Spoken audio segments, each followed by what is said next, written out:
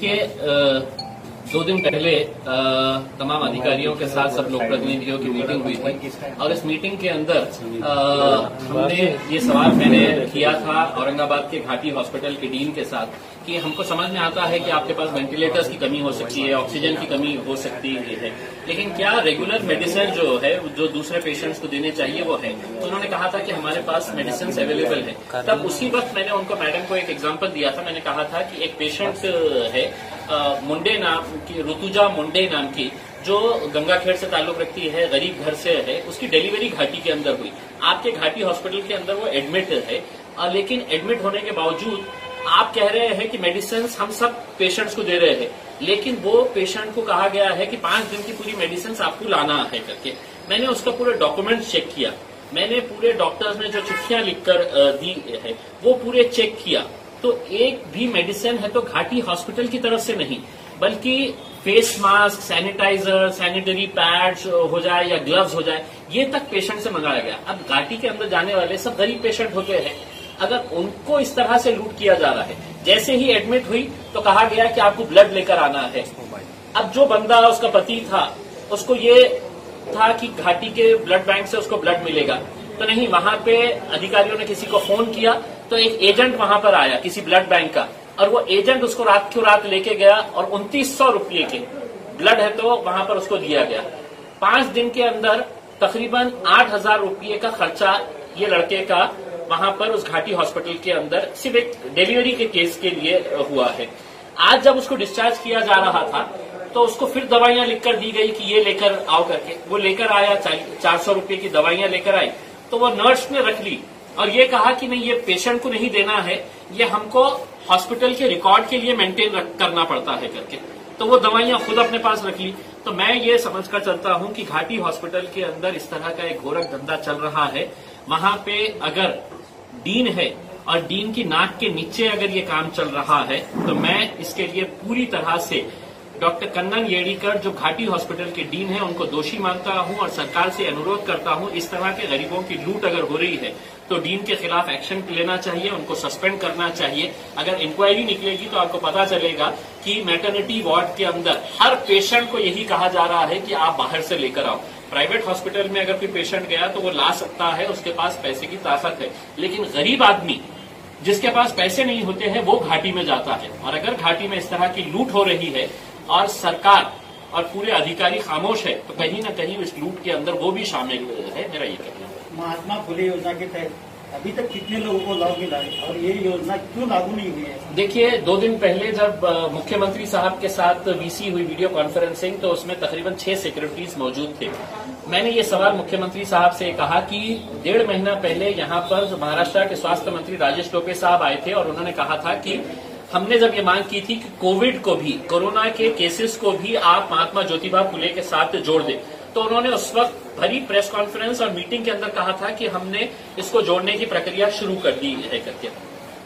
Video conferencing के अंदर जब मैंने ये मुद्दा उठाया और मुख्यमंत्री साहब से कहा कि साहब ये क्यों नहीं किया गया है, 1.5 महीना पहले आपकी ही सरकार का मंत्री आकर ये कहता है, तो सेक्रेटरी ने एक बात कहना शुरू कहा। उन्होंने कहा कि नहीं, हम औरंगाबाद के अंदर हमने इसको इंक्लूड कर दिया है, इसका इस तरह का पैकेज तैयार किया गया है। मैंने बीच में रोका उनको और कहा कि मुख्यमंत्री साहब ये आपको मिसलीड कर रहे हैं या आपको गलत इन्फॉर्मेशन दे रहे हैं। 1 रुपये का भी फायदा किसी पेशेंट को, कोरोना के पेशेंट को इस स्कीम के अंदर नहीं हुआ है करके आप चाहे तो अधिकारियों से पूछ लो।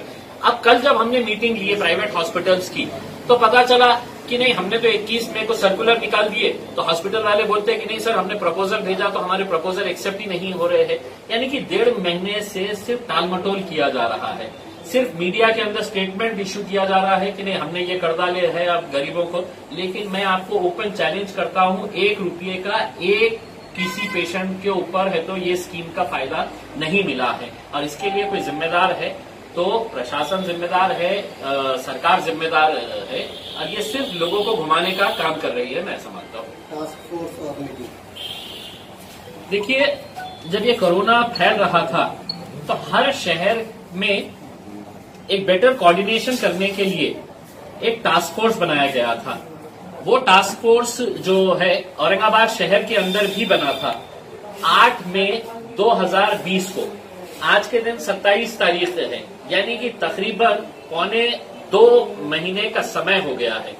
पौने 2 महीने के अंदर ये टास्क फोर्स के अंदर घाटी हॉस्पिटल के डीन अध्यक्ष, महानगर पालिका के हेल्थ ऑफिसर, सेक्रेटरी और बाकी तमाम प्राइवेट हॉस्पिटल्स के जो सीनियर मोस्ट डॉक्टर्स है, वो लोगों को इस टास्क फोर्स के अंदर, आप लोगों को हैरानी होगी ये सुनकर कि सिर्फ एक कागजी खानापुर्जी की गई थी कि एक टास्क फोर्स तैयार किया गया है। पौने 2 महीने के अंदर ये टास्क फोर्स की एक भी मीटिंग औरंगाबाद के अंदर नहीं ली गई है। और मैं समझता हूं कि ये जो डिक्टेटरशिप टाइप का एक जो यहां पर काम चल रहा है अधिकारियों द्वारा, उसी का नतीजा है कि आज दूसरे शहरों के अंदर कोरोना कंट्रोल हो गया है, औरंगाबाद में हम कंट्रोल नहीं कर पाए थे।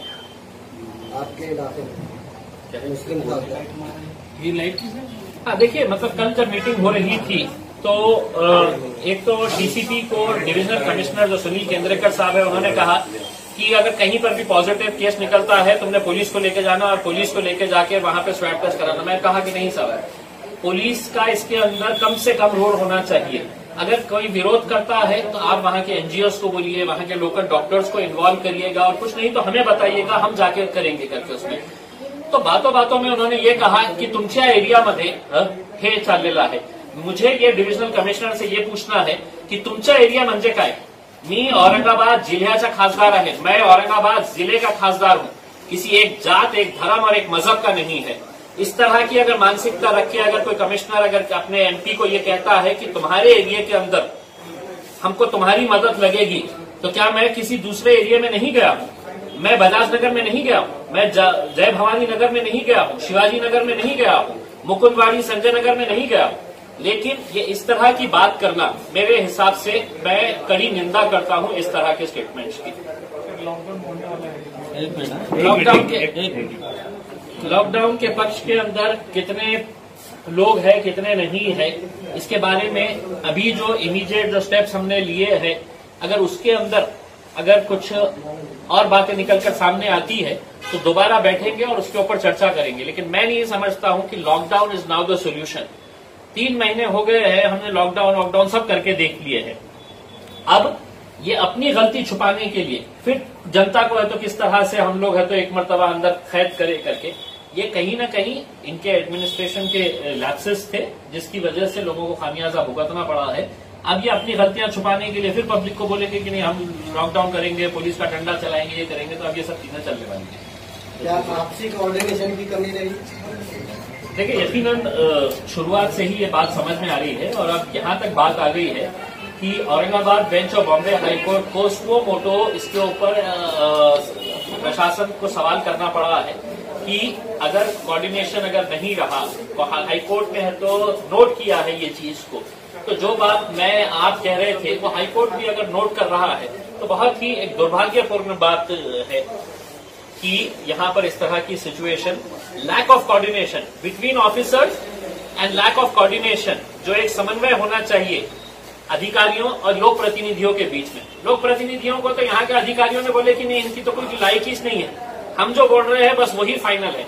अब जब वो बोल रहे थे तो उसका खामियाजा पूरे शहर को भुगतना पड़ रहा है। इस प्रॉब्लम पर आपकी मांग क्या है सरकार से? देखें, अभी थोड़े दिन तक इनको और मौका देंगे क्या एक्शन लेते हैं करके, और अगर इसके अंदर कुछ बदलाव नहीं आता है तो फिर सभी राजनीतिक पार्टियों के, देखिए पहली मर्तबा ऐसा हुआ है कि हमने ये नहीं देखा है कि एमआईएम के साथ शिवसेना के आमदार बैठ रहा है या बीजेपी के आमदार बैठ रहा है या एनसीपी का आमदार बैठ रहा है। हम सभी लोग एक साथ मिलकर आए क्योंकि सभी को इस बात की चिंता सता रही थी कि अब बहुत हो गया है, पानी सर के ऊपर से निकल गया है, अब हमको सबको है तो मैदान के अंदर उतरना पड़ेगा। अगर हम पहले उतरते तो ये अधिकारी हमारे ऊपर ढकेल दिए होते और ये कहे होते कि ये नहीं तो ये लोक प्रतिनिधियों की वजह से है तो ये हालत तो हुई है करके, तो हमने आपको खुली छूट दी है। और वो खुली छूट के बाद भी अगर रिजल्ट नहीं निकला है तो मजबूरन हमको आना पड़ा मैदान के अंदर।